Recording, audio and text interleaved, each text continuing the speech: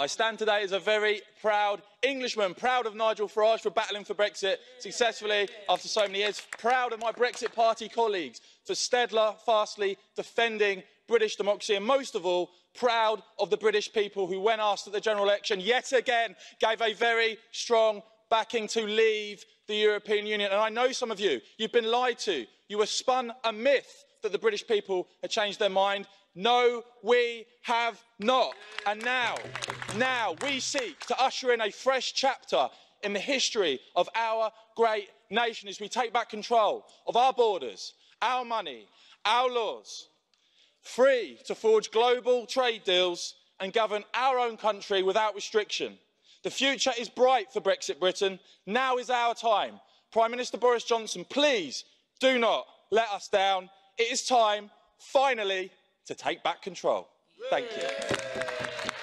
For 3 years, most people in this building have been in complete denial. You hoped by bullying the UK and conspiring with Brexit naysayers in our own parliament that great British people would be worn down and change their minds. How wrong you were. Voters don't live in your EU bubble. They don't want lives run by unaccountable EU fanatics. And despite your best efforts, Brexit will be a massive success. The UK now has real leverage in negotiations, and I hope Boris Johnson will tell you lot to forget your level playing field, ditch your regulations, and we will embrace full fat freedom. We won't just survive, we will thrive.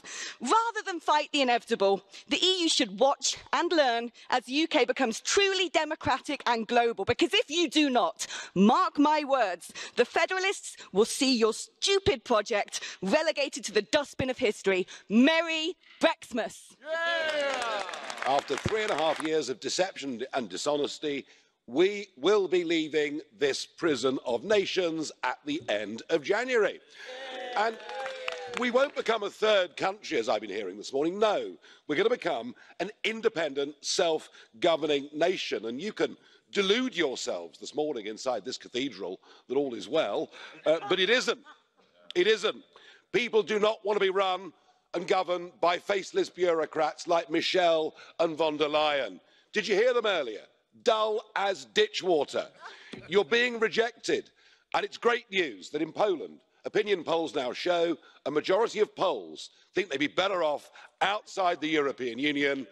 Brexit is the beginning of the end of this project. We are giving leadership, and we'll take it to a Europe of sovereign states working together, being friends together, but not being run by the gang down at the middle there.